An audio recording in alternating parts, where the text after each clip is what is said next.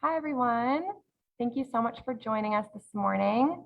We're going to just begin as we have, I think, everyone here. Right? So again, good morning. My name is Emily, and I am the Director of Civil Society Affairs at the Embassy of Israel to the United States. Again, thank you so much for joining us for International Women's Day. We're very excited to have you and to celebrate this important day that we do every year for a different event, different topic. And this year, we're excited to have our important panel here. So we'll expand. I want to talk about an important problem that is the topic of our event today. In recent years, a growing number of mainly Jewish feminists have reported feeling excluded from activist spaces due to their connection with Israel. Despite sharing common beliefs with their feminist counterparts and possibly every other issue, and even holding nuanced views about the Middle East conflict themselves, they're often asked to check their Zionism at the door or even banished altogether. Unfortunately, this has left many Jewish feminists on the sidelines of the modern day gender equity movement and without a community to call home. However, as I said, we're very excited because this year the official theme for International Women's Day is Break the Bias, which we aim to do during this extremely important conversation with our expert panelists as they unpack what it means to be a Zionist and a feminist today. So before we begin, I want to introduce Minister Counselor for Political Affairs, Dovrat Silverstein, to further welcome you on behalf of the embassy. Thank you so much. Hello, everyone. I'm so happy to be with you this morning and to discuss this incredible, important topic on International Women's Day. Especially as an Israeli diplomat, I've seen the fruits of women empowerment at firsthand. We still have a lot to do in this field, but the vital contributions have been substantial and not only to the Israeli society, but I think at large. Knowing there is still a lot of work to do, it is vital that we continue to dialogue and discuss these important topics together. So I welcome you everyone today and thank you for the panelists, and I wish we all have a really successful and fruitful discussion today. Thank you.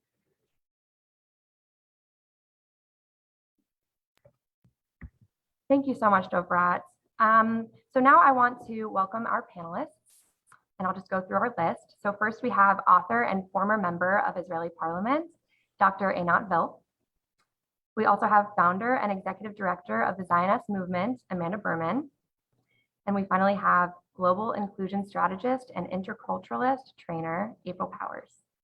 And then finally, I want to introduce our moderator. She is the ADL Senior Vice President of International Affairs, Sharon Azarian, and I'll ask her to take it from here. Thank you so much. Thank you, Emily, and welcome to you all on this really very, very special day for all of us. This is really a global day to celebrate the social, economic, cultural, political achievements of women around the world, and I'm really privileged to be with all of you looking at this very important topic that's very close to home for me personally, as well as I'm sure for our panelists.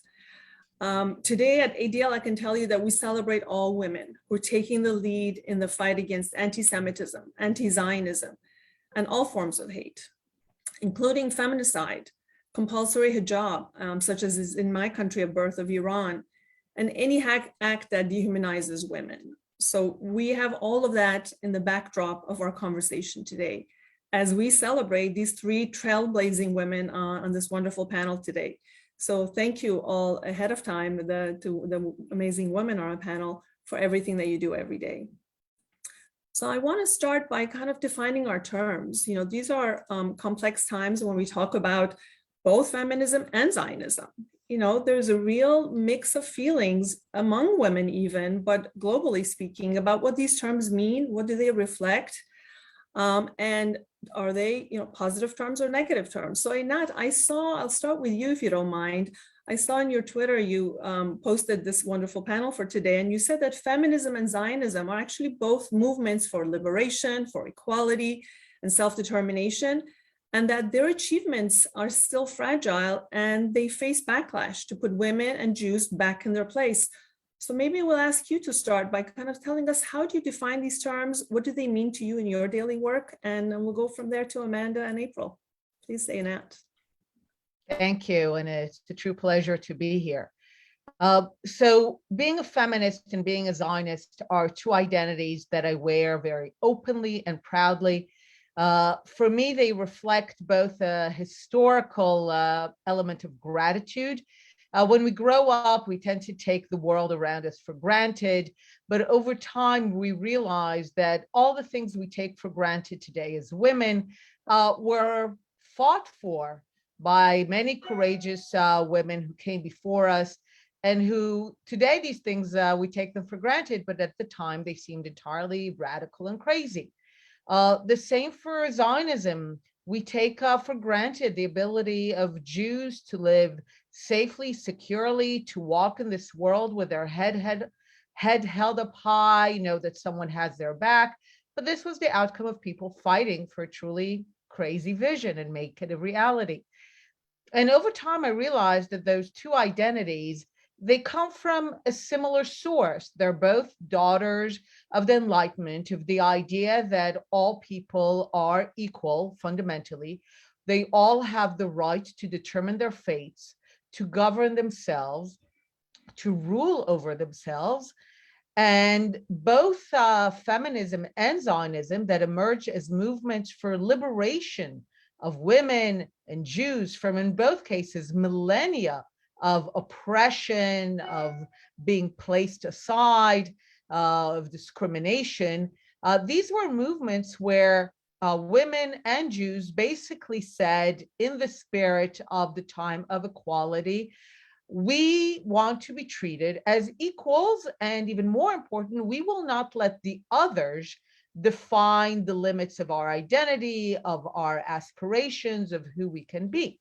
And we need to understand how radical it is in the history of humankind for both women and Jews to make those claims for equality and self-determination. And the other reasons that I'm very much a proud feminist and Zionist is that it's not just backward looking and a kind of form of historical gratitude, it's also a forward-looking statement that says, at the end of the day, all the achievements that feminism and Zionism have achieved are still fragile. And they're fragile because both feminism and Zionism have challenged millennia-long established power structures. And the tendency of power, I can say that as a politician, is to try to reassert itself. And one of the ways that it tries to do so is kind of get women and Jews to go back to their so-called proper place, which in most cases means defenseless, weak, looking up rather than looking on level. And as a result, recognizing that those powers still exist, being a feminist and a Zionist is for me also a future-looking perspective that says we also have to defend our achievements that are fragile. And of course, in both cases, there's still so much left to do. Thank you, Einat. That was a wonderful beginning to this important conversation, kind of setting the scene for us. Amanda, I want to turn to you and the organization you founded. In the very name of your organization, Zioness, you have both terms in the name.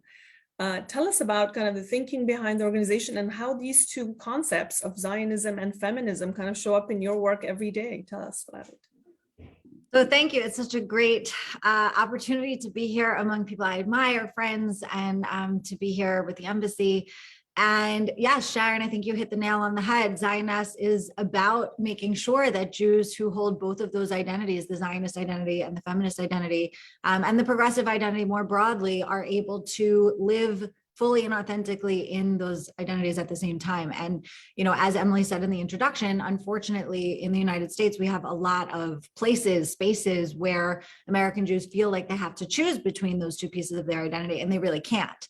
And so Zioness launched really as a reaction to the anti-Semitism in the women's movement, but we don't just represent women's issues, we represent all progressive Jews in a lot of ways, because ideologically we're making sure that there's a home for Jews in the progressive movements that, you know, we've always been on the forefront of. And, you know, I think, you know, Einat is really my teacher on these issues. So it's such a special privilege to be on a panel with her. Her article in Tablet about Zionism and feminism is, I think, the most important way of understanding, the most important writing, I think, that can really express the relationship between Zionism and feminism. But what I think is really important is that no matter how you think of your Zionism, whether you identify, whether you are a liberal Zionist or a conservative Zionist or a religious Zionist, you can be a Zionist in the most basic sense without qualifying it in any way, without having to define it further in any way. If you believe in the Jewish future, if you believe in the Jewish story, if you believe that the Jewish people are the children of Zion and that we should be sovereign there. And so in the most basic sense, Zionism is just pride, really, Jewish pride.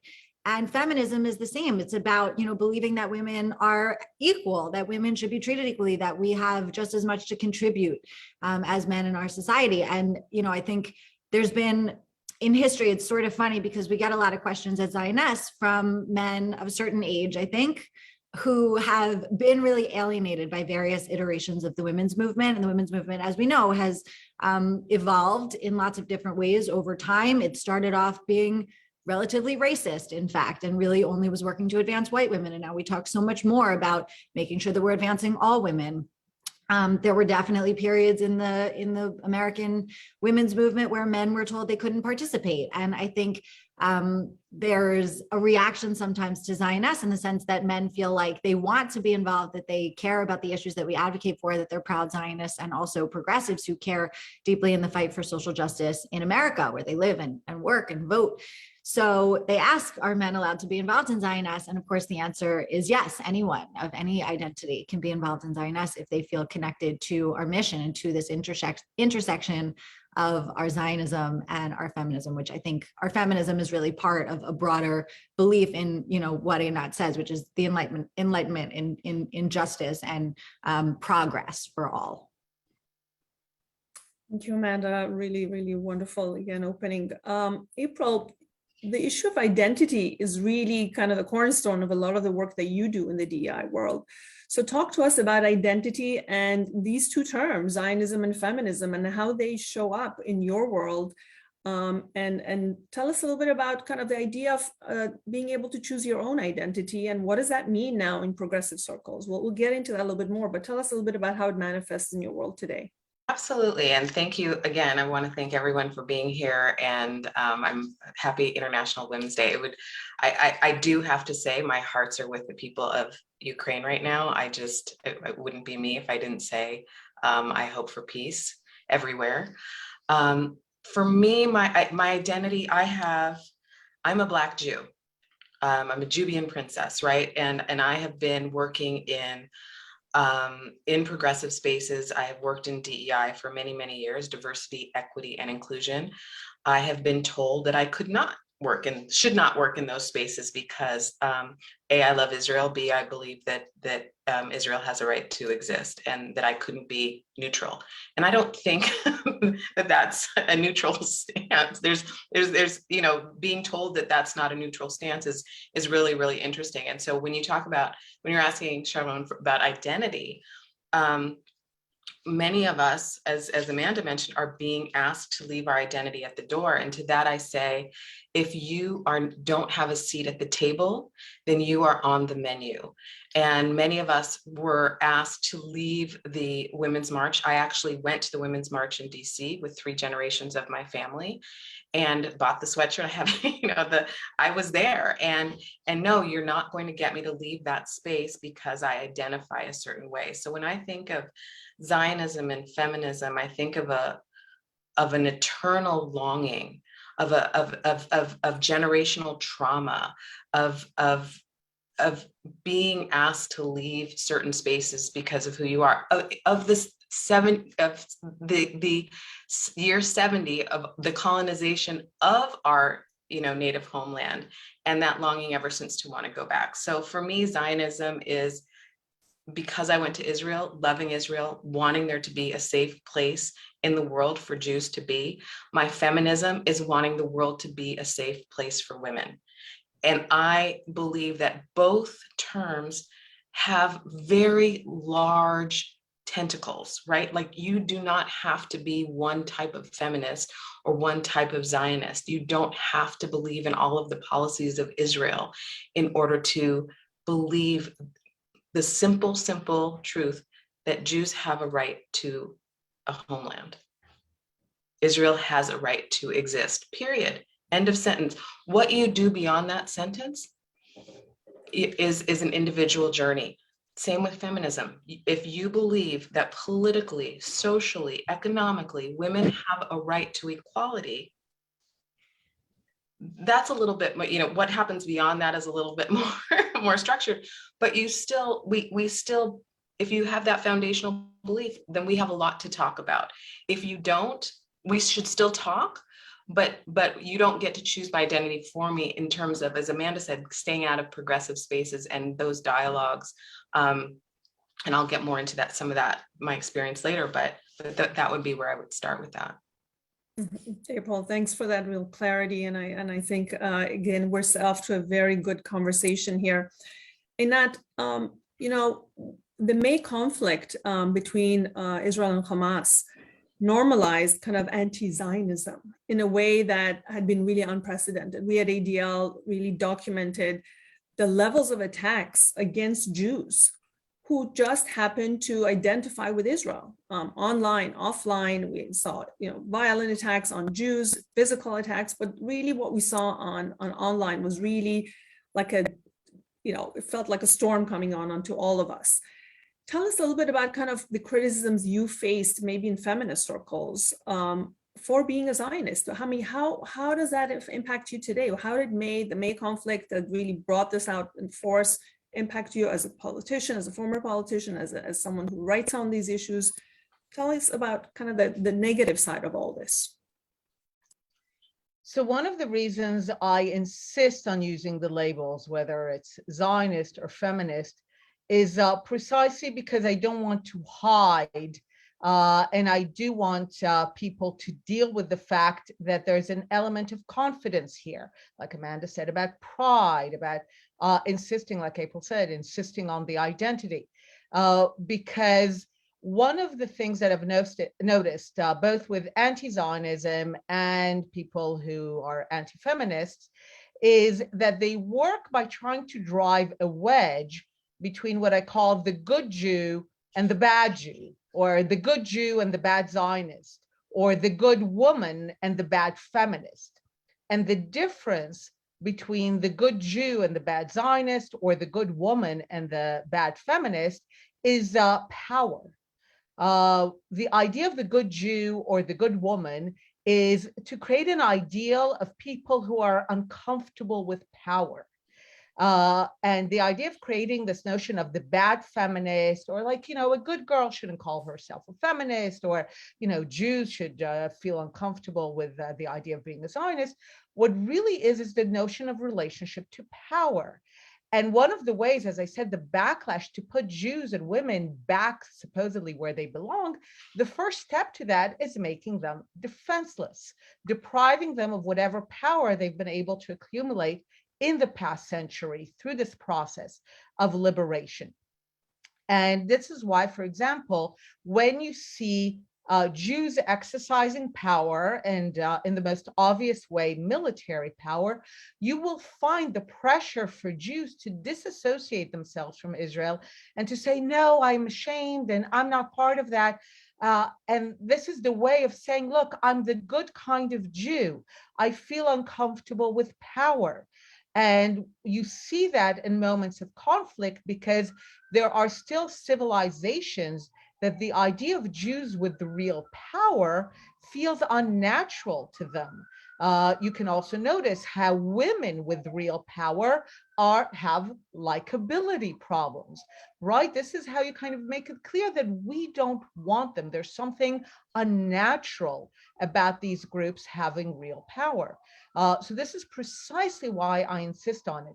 There's a great phrase, I think by Gloria Steinem, that says that people oppose feminism either because they know what it means or because they don't know what it means. And I think the same could be true of Zionism. And I think this is why it's so important to speak and be clear about that identity, because I find that so much of anti-Zionism and so much of anti-feminism is just pure bullying. And it's much harder to bully you if you're not ashamed. Bullying ultimately preys on shame, on weakness. And if you project pride, if you project that you know who you are, then bullies just go elsewhere. Wow. Einat, that was perfect and really a perfect segue to go to Amanda. The issue of power is really the crux of all this. And I totally agree with Einat.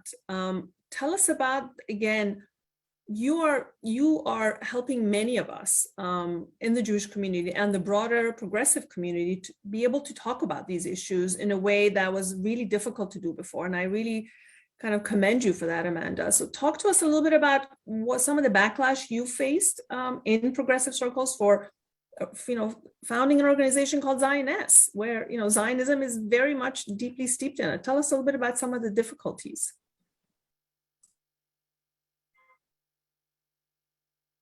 Sorry about that. I was muted. So yeah, sure. I'm happy to talk about the difficulties. What I think is really interesting, Einat mentioned this, but oh, now I lost my train of thought. The muting confused me. All right, so the challenges. So it's funny because there are both lots of challenges and also lots of opportunities that I think our community is not aware of. And I think it goes to the issue of pride and to, as Einat mentioned, the issue of confidence. Calling ourselves Zionists, branding ourselves Zionists, going into a room and saying, the Zionists are here, here we are. We are basically bringing that elephant into the center of the room and saying, let's talk about it. Many of you in progressive spaces may have or may not have met a Jewish person before. Remember that in the United States, Jews are only 2% of the population. So most people really have not met a Jew before. But even if they have, because of course there's so many Jews, deeply embedded in progressive spaces, even if they have met a Jew, they likely don't realize that they have also met a Zionist, because most Jews don't go out into the world and announce their Zionism. And I think that's a huge part of the problem. To, Einat's point about, people may oppose Zionism because they know what it is or because they don't know what it is. The anti-Semites oppose Zionism because they know what it is. But most people who call themselves anti-Zionist don't actually know what that means.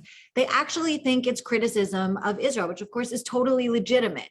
And so when someone says, I'm concerned about the Palestinians or I'm concerned about settlement construction, that's not anti-Semitism and it's not anti-Zionism. But in so many progressive spaces, that's what people call anti-Zionism. And anti-Zionism ultimately has become, in a lot of spaces, not the entire progressive movement by any means, but in a lot of spaces, it's become really part of the progressive menu. I talk a lot about a t-shirt, and anyone who's heard me speak before has heard me talk about this t-shirt. It haunts me. There's a progressive conference called Netroots Nation, which is a big conference that happens every 2 years. Civic, social, political leaders speak, panels everywhere. It's a fantastic conference. And in 2019, they were selling a t-shirt, a black t-shirt with white block text that said, "We resist, : and it lists all the things that we as progressives are supposed to resist. And of course, we agree, right? We want to resist misogyny, racism, homophobia, transphobia, Islamophobia. Zionism is on the t-shirt with all of the horrible things that progressives are supposed to fight against. And so all of these really well-intentioned progressives who care about social, racial, economic, gender, environmental justice are in these spaces, and they're internalizing Zionism as a horrible thing without actually even understanding what it is in the first place. And so if Jews are not owning our Zionism, if we are not talking about what Zionism is, it will be perverted. And we've seen for decades, frankly, the perversion, the weaponization of the term Zionism, which actually for any progressive should be a foundation of progressivism. Because if the progressive movement is about protecting marginalized communities, ensuring the future and the safety and the security and the self-determination of oppressed peoples, then the progressive movement is by definition Zionist. They just don't know it. And so the way to change that association, that perception of Zionism as akin to misogyny, homophobia, transphobia, Islamophobia, racism, colonialism, the way to change that association is to be proud Zionists and to bring our progressive identities into relationship with our Zionist identities, to talk about Zionism as a progressive value and as totally interconnected with all of our social justice passions here in America. And I think, one thing that I think is really important for us to do is, in some sense, to actually divorce Zionism from the state of Israel, because they're very different things. I am the proudest Zionist I know, other than the people on this panel, maybe. But I am very critical of Israel, just as I'm very critical of the United States. And I live here and I want to fight for a better America. And I think most Jews have lots of thoughts about the politics here and the politics in Israel. And that's totally okay. But it has nothing to do with Zionism, which is, again, our belief in our Jewish future and our story that we are the children of Zion, that we came from Zion, that the only thing uniting the Jewish people in the diaspora for thousands of years was our longing to return to Zion. So, the challenges, and, just to really sort of answer your question, Sharon, the challenges are real and they're often, and they happen all the time. Unfortunately, a lot of times the biggest challenges come from other Jews who are claiming to speak on behalf of the Jewish community, and they simply don't. And so the response to that is to make sure that the rest of us who, 80% of American Jews identify with the political left, making sure that the vast majority of those Jews who are also Zionist feel empowered to live their Zionism, to be Zionist, to bring their Zionism with them, to change that association of Zionism from one of the horrible things to one of the very progressive things that we all believe in. It just requires us to show up. And so that's what we do. It's really, really well put, Amanda. April, you hinted at some of the challenges you faced in your world, in the DEI world, and I can imagine, especially the Zionist identity continues to be very difficult. Talk to us a little bit about kind of how that shows up. How do you push back against it, and how do you get your work done, given who you are and what your identity is? Well, I'll take the hint away, because since you mentioned May 2021. In May 2021, I was the global chief equity and inclusion officer for a large nonprofit. And we were struggling with what to say about the steep rise in anti-Semitism in the United States and elsewhere. And so we put together a statement condemning anti-Semitism.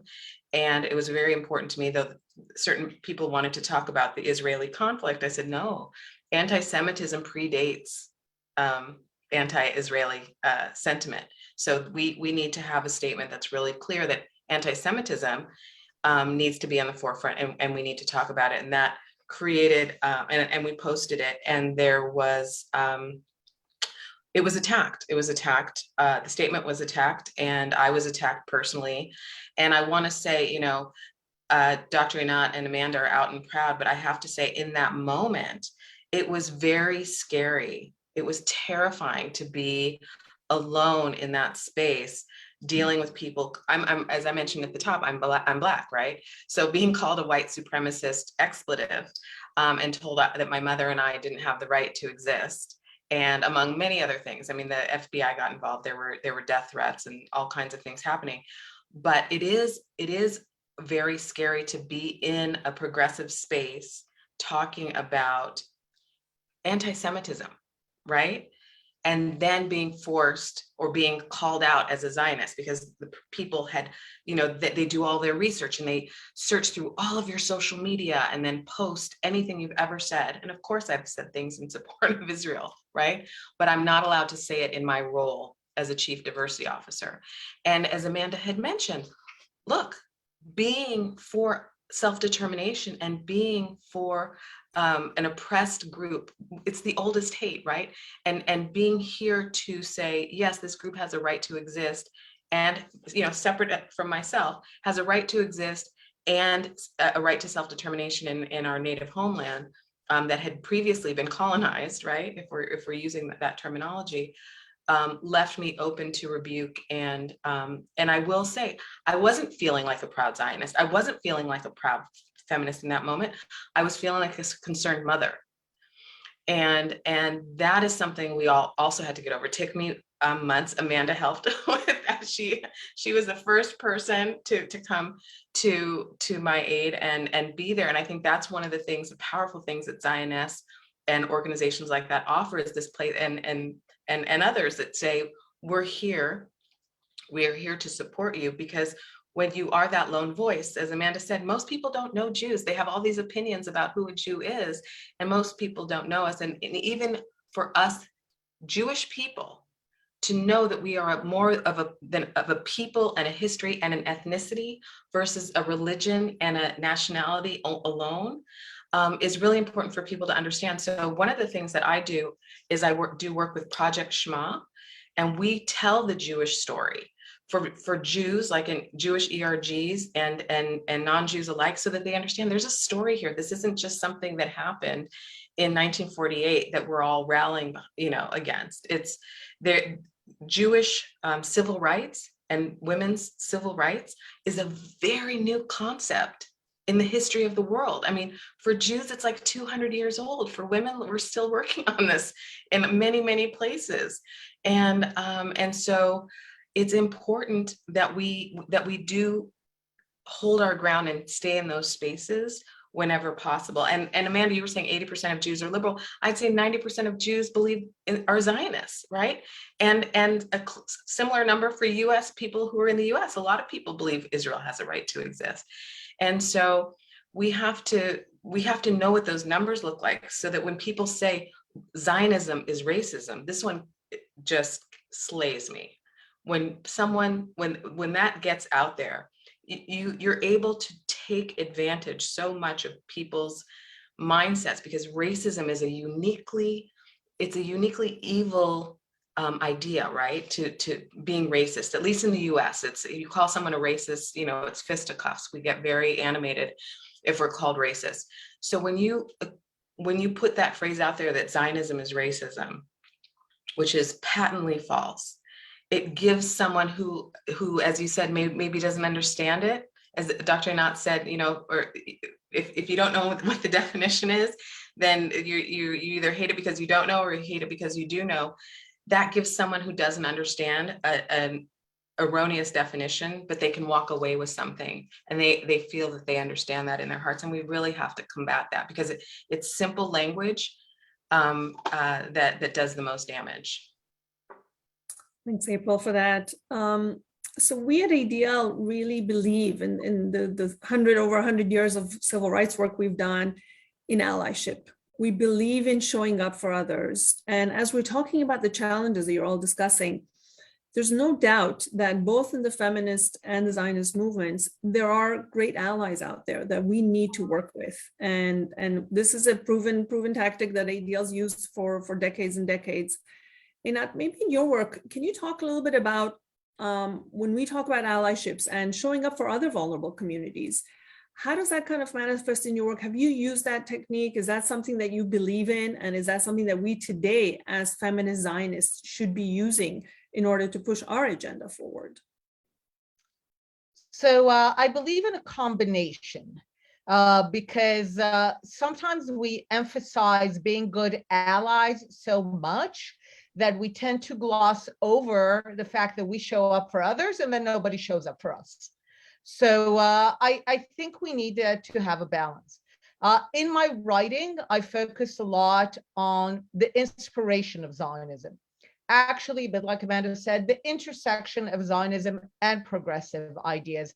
In my more conspiratorial moments, I sometimes think that anti-Zionism is a way to deprive other groups of the inspiration of Zionism. Because if every group got it into their heads that they could be as successful in Zionism in reclaiming self-determination, their ability, then who knows what might happen to the world. So I write a lot about the intersection of Zionism and progressive idea, especially as an inspiration, as the idea that people could be dealt some of the worst cards in history and still change course and still ultimately shape their future and take fate into their own hands. And this is where I say we need a balance. There's no doubt that the state of Israel and the Jewish people would not be where we are today without friends. That would not have happened. And a lot of the success of the Zionist movement was in recruiting friends throughout history and throughout the history of the Zionist movement. But it also came from the Zionist movement positing a clear vision for the Jewish people, and the Jewish people doing most of the heavy lifting. And I think that's important because, as I said, I'm sometimes concerned today that I see so much emphasis on being good allies that we almost fear to ask for the return because we want to appear just so selfless about being allies that we don't ask, we certainly don't ask forcefully for allyship in return. And when people don't stand up for us in our hour of need, we tend to gloss over it. So I think it's important to have a combination of being good allies, but also at the end of the day, understanding that feminism and Zionism and a lot of progressive movements achieved what they achieved by the people themselves taking charge of their fate, having a clear vision, moving towards that vision, and in the process, recruiting friends and allies. And I think in the present, when we're good allies, we should also demand that people be good allies to us. Amanda, what do you think about that? This idea of allyship and allyship in return, and really asking and demanding for that. How does that show up in your world? I think it's absolutely critical. I don't like to think of it in a transactional way, because I think that, you know, when you are building coalitions for justice for all minority communities, and, you know, as I've said, and as you've all heard me say many times, Zionism is about protecting a marginalized community. And in my view, it should be part of the progressive menu, as opposed to anti-Zionism being part of that menu. So, you know, I'm fighting to change the idea that Zionism is somehow antithetical to progressive values. And I think that when we are successful, and I think we will be successful, I think it's going to take time, and I think it will take a lot of commitment from a lot of people in our community. But I think when we are successful and the progressive movement is holding true to its ideals and what it says it is about, then we can be working, you know, better in terms of showing up for others, and also asking and expecting that others show up for us. What I will say is I think it gets really complicated in America, because when I am told, you know, that I'm not allowed to participate in a racial justice space because I'm a Zionist, or sometimes because I'm a Jew, that is not just extremely damaging to me as a Jewish person, but it's damaging to the advancement of that racial justice space.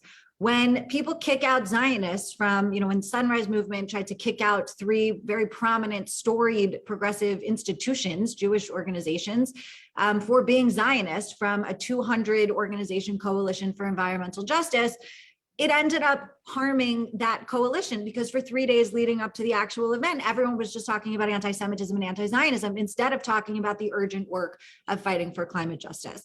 And when I'm pushed out or feel marginalized in any way in a women's space, that is extremely damaging for the women's movement in America. And it's extremely damaging for me as a woman, putting aside whether or not I'm Jewish.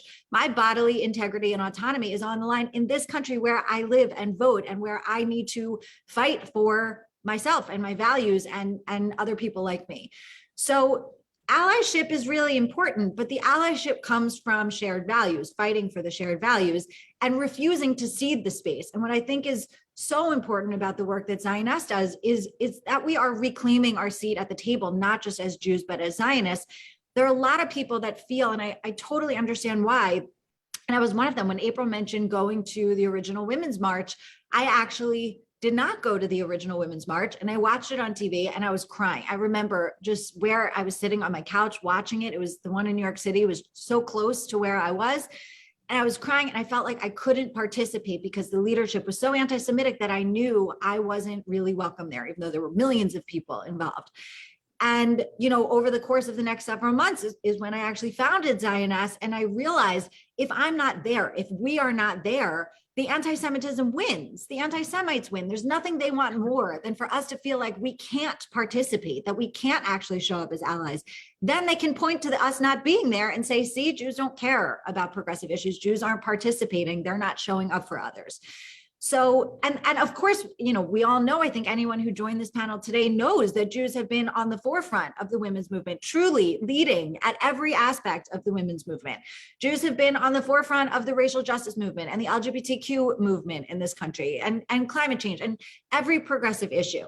And so saying, I refuse to cede the spaces that matter to me. I refuse to cede the movements that are fighting for the America that I want to live in and that I want future generations to live in. And I'm going to be a proud Jew and a proud Zionist there. The anti-Semites want nothing less. They don't want that. So when we are showing up and living our values, we're creating the relationships that they've been trying to deprive our community of. And that's how the allyship happens. You have to be in a relationship. You can't ask people to show up for you if they don't know you, if they don't understand what matters to you, if they don't understand how your community defines its own liberation.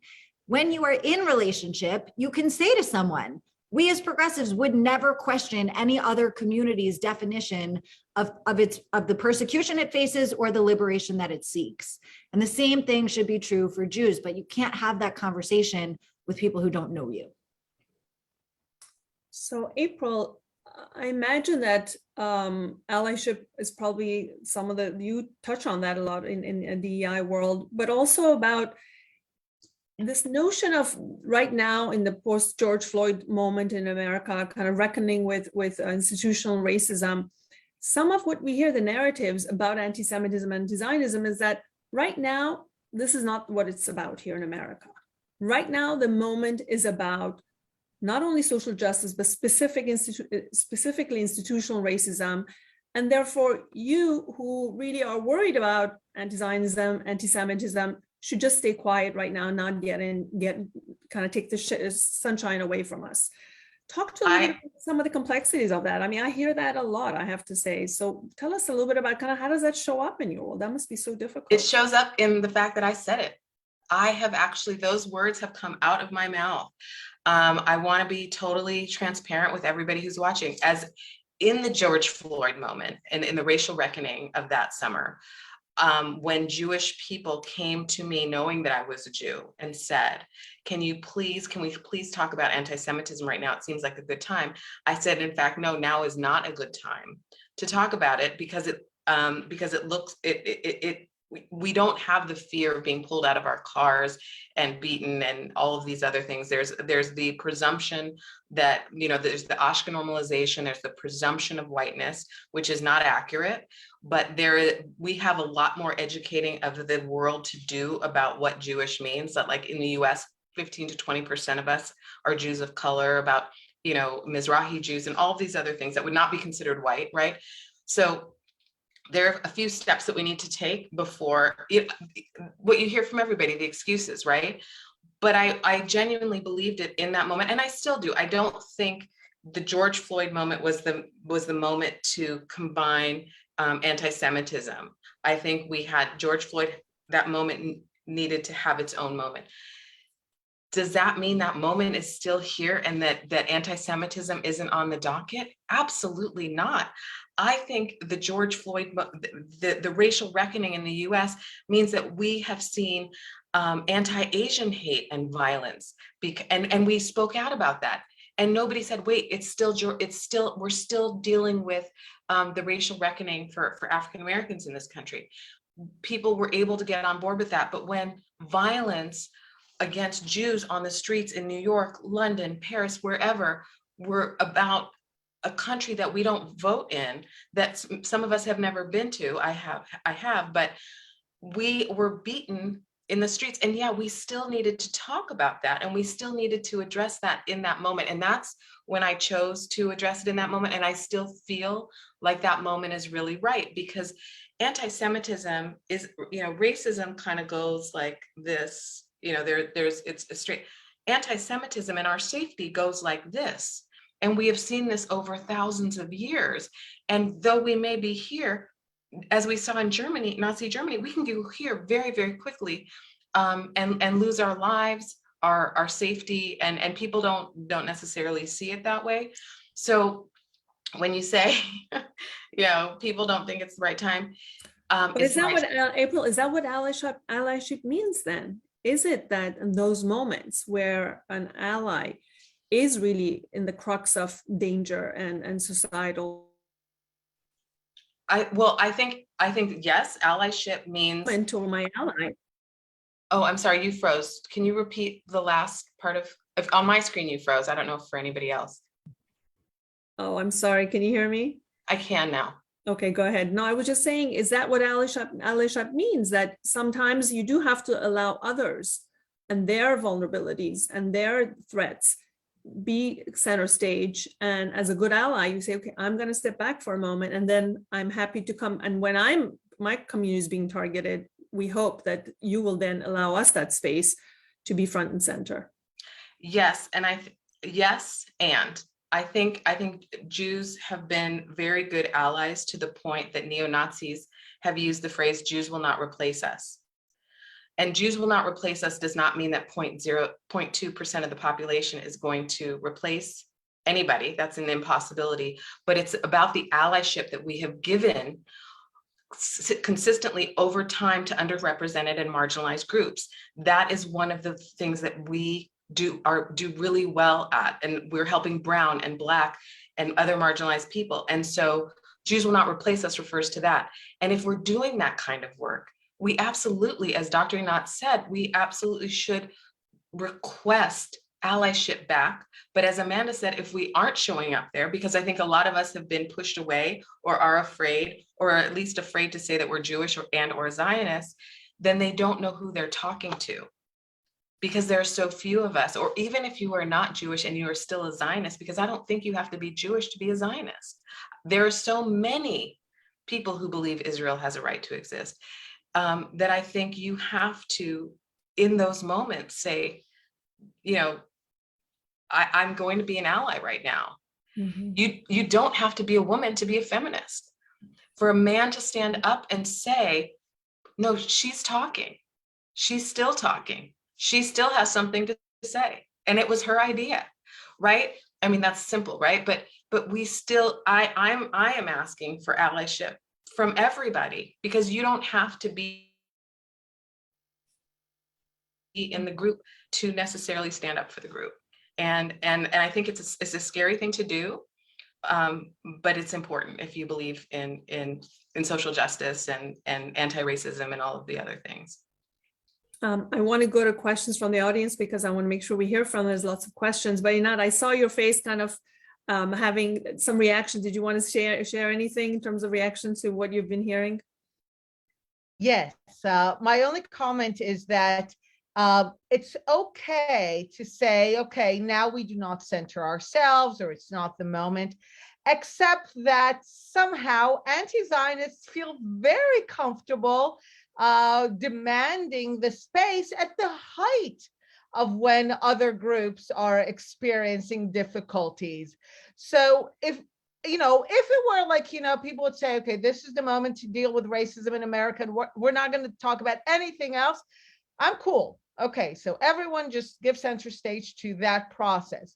But no, what's happening is that this is the moment where anti-Zionists totally literally hijack movement after movement, cause after cause, with Jews and Zionists saying, we're going to be good allies, we're going to stand to the side, this is not our moment. But the other side is not being so nice and polite. So my only concern is that normally, sure, you understand that other groups have their moments, their priorities, except that the anti-Zionist bullying works precisely through hijacking every moment, every cause at that particular moment. Well, no doubt. And definitely we see that right now with what's going on with Ukraine, right? We're seeing that manifest in exactly the same way. I won't get into it because this topic here is about Zionism and feminism. April, thank you for bringing up Ukraine. I think it's an important one to acknowledge, and really the pain and suffering that goes on. But we see that same kind of hijacking going on among many, definitely on Twitter world. All right, I want to make sure we have time to take some questions from our audience. We've got really an active chatter going on. I'll start with an easy one. We've kind of touched on it, but let's make sure we really kind of focus on it. Where do you see the exclusion of Zionist feminists happening the most today? Where do you see it most? Whoever wants to take that. I don't know if there's a ranking. I think it's happening all the time in lots of different spaces, and I don't know what's most or least. I guess I'm going to kind of take this opportunity to weave the question into Einat's last point, which is very legit, I think. And I think the only way to respond to that is by being Zionist. And actually, Einat says something that I quote all the time, which is the answer to anti-Zionism is more Zionism. And I think that, you know, if it is true, which it is true, that anti-Zionists hijack a lot of progressive spaces to try to tie their issue and to tie really the demonization of Israel into all of these other progressive spaces, which is what leads to that t-shirt, right? That's what leads to this idea that Zionism is tied in with all the things we're supposed to fight against. And the answer to that is not necessarily that we go into spaces and, you know, and actively fight anti-Semitism or try to explain all of Jewish history or try to educate people on, you know, the partition plan. I don't think that works. I think the response is we see anti-Zionism, we show up as Zionists, and we show up as Zionists who are there for the right reasons. We show up as Zionists who are actual allies. We show up in women's spaces, in reproductive freedom and reproductive justice and reproductive health spaces, because we care very deeply about advancing women. We show up for equal pay. We show up for healthcare because women need these things, because we need to be protected in a society that doesn't value women the same way that it values men.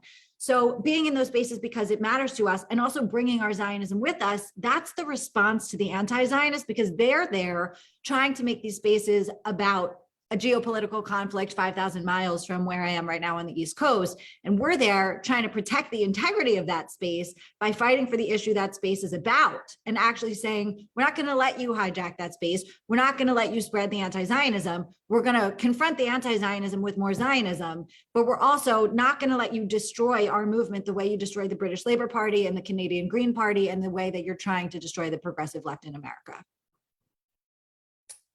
April, this next question is for you, and I think Amanda kind of answered it a little bit, but I want to hear more from you. What advice do you have for other feminist Zionists out there who are really struggling to have difficult conversations about this topic with their peers? I think you have to prep. This isn't something where you have all the answers at one time. I think coming to events like this, doing a lot of research, there's some really great short videos on YouTube about just even knowing the history of Israel, the history of the land and the people, and understanding what their talking points are and what your talking points might be. The one mistake is, please don't disconnect. I did that for a moment, like I had to take a beat for myself last summer when my anti-Semitism post was hijacked by someone with who had pro-Palestinian views and anti-Israel views. But I want you to consider staying when it's hard and continuing to have those conversations and being respectful, remembering with a little bit of the pressure that you do represent. You know, you might be the only Jew that somebody ever meets. It's hard to say in New York and Chicago and Los Angeles, Miami, but in a lot of different parts of the world, the opportunity to meet Jews is limited. So I don't know which spaces you're in, but your humanity matters, and hearing them, heard people hear people. So letting them be heard is going to be important, but also saying, hey, you know, I heard you. Will you give me the opportunity? I will absolutely listen to you. Will you also give me the opportunity to speak for a few minutes, and so you can hear what I have to say? Is going to be really important, but know what you're going to say. Really, really great advice. Maybe Anat, you'll take this one. It seems like progressives speak out about many social issues, but never speak out about anti-Semitism. We've touched on it a little bit. Why do you think that is? How do we make our progressive peers care about anti-Semitism?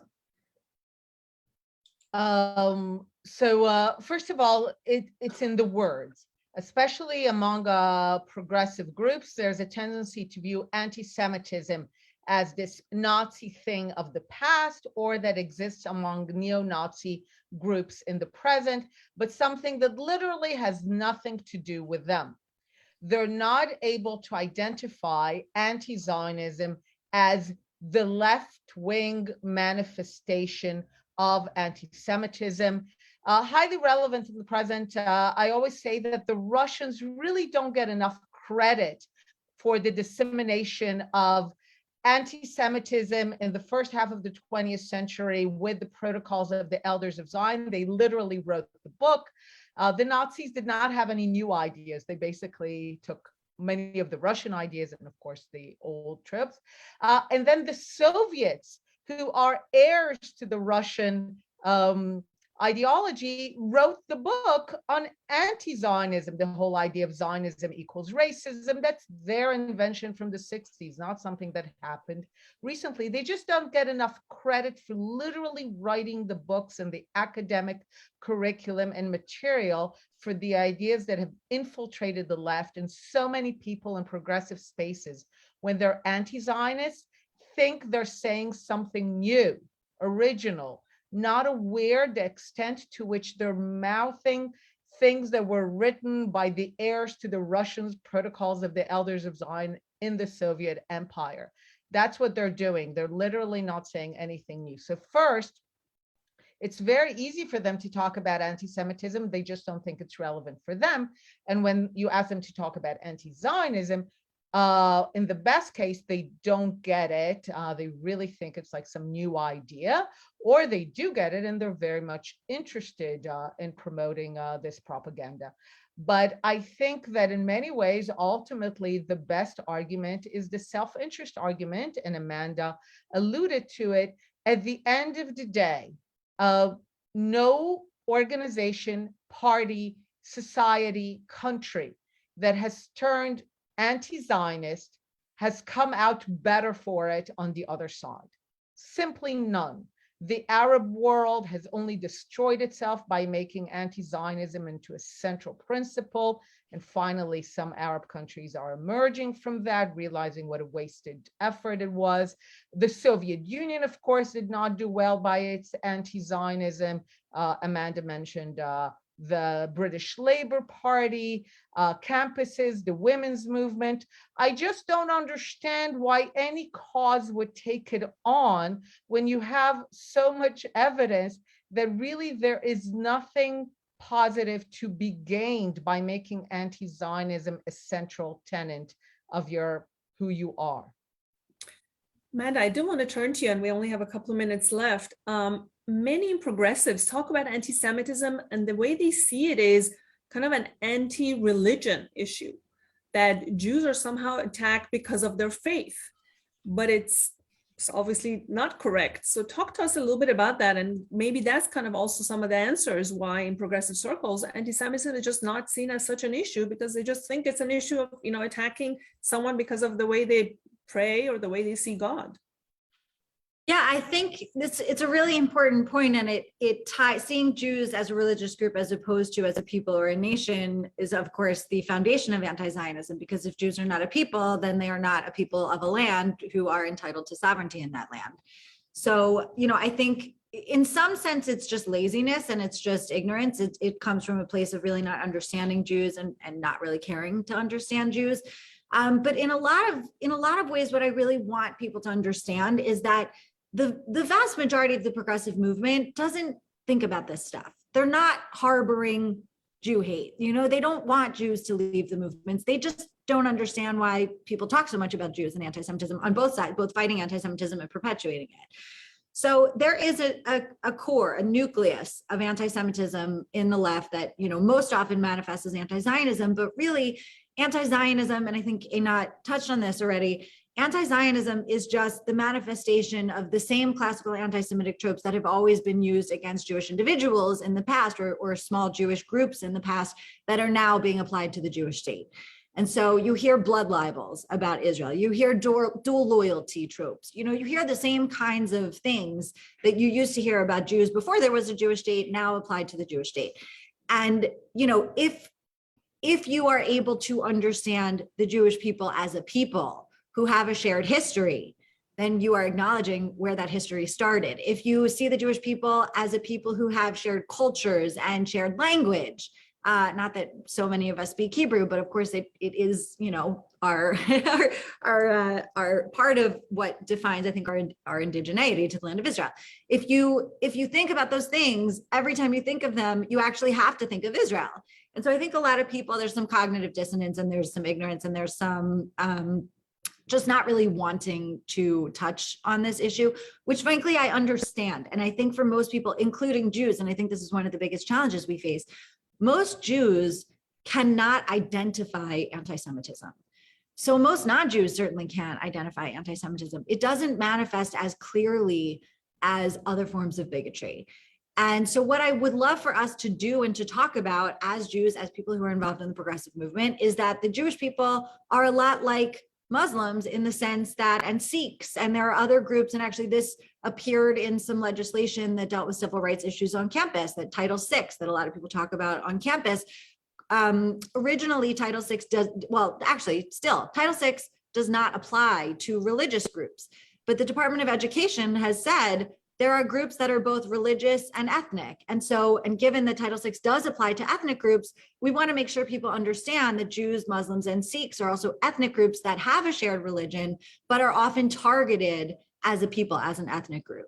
And so when we're able to explain ourselves in that context and say, if you fight Islamophobia, you know it's not just because Muslim people pray. It's because you see a Muslim person, and we've been so, you know, Islamophobia has been so institutionalized, especially since 9/11. There is a reaction that is Islamophobic at its core. It's the same thing with anti-Semitism.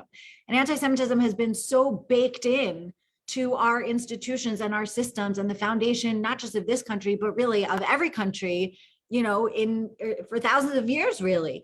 So being able to angle it, to figure out where it's showing up, who's bringing it in, how you respond to it. People don't, I mean, we live in a Twitter world. People don't have the attention span for that. And understanding Jews as a people is a complex layer that I think people aren't willing to take. But I'll just add on really quickly to what Einat said about the self-interest. And I think, you know, talking about ourselves as a people, the way that there are other groups who are also people who also share a religion, but also being able to explain to progressives that if the enemy of the progressive movement is white supremacy, which I think we can agree that it is, you cannot fight white supremacy without fighting anti-Semitism. It won't work. And so the more that anti-Semitism is existing in the spaces, the more it's being perpetuated, the more anti-Semites in the left are emboldened, the stronger the far right, the white supremacist right, becomes. And so for anyone who really wants to fight white supremacy, there is an absolute obligation to fighting anti-Semitism, even when it's uncomfortable, even in your own spaces. And in fact, you are much stronger fighting it in your own circles than you are pointing somewhere else and saying it's really bad over there. Because if we're all pointing, we're all politicizing instead of fighting. Amanda, that's really beautifully put. April, I want to give you the last word. I know you wanted to say something, and then we'll have to say goodbye. Go ahead, please. I just want to say it's super simple. We are not persecuted because we read Torah. That is an oversimplification. People, they attack synagogues because it is a container for Jews. They attack Israel because it is a container for Jews. Women are everywhere. We can be found everywhere. And, you know, if we are attacked or if we are unsafe, the world is our container, right? And so when we're talking about anti-Semitism, it is, like, as Amanda said, it is not about our religion. It is about all of the things. It is about the oldest hate ever. And knowing that if we simplify it, we cannot simplify that this is a religious issue. It is a people issue. We are an ethnic group, and we have to start there first. Thank you, April. I know we're over time. With that, I want to thank our panelists and hand it back to Emily at the embassy. I just want to thank you for this wonderful, wonderful conversation. Very important. Emily, the floor is yours.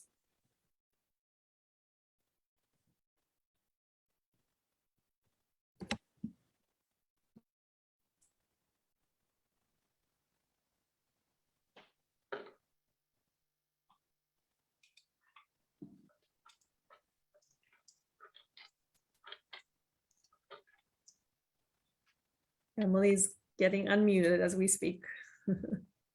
I know she just wants to say goodbye and thank everyone. I'm sitting next to Emily and she's having some technical issues. All right, then we'll say goodbye. We'll say goodbye on behalf of the embassy. Thank you to the embassy for putting this together. Here she comes. Just kidding, I'm actually here. So sorry about that. We were having some technical issues. Thank you, Amanda, for stepping in. I just want to say thank you so much to our lovely panelists and to our amazing moderator. This is such an incredible and such an important conversation, and I'm so happy that we could host it on International Women's Day.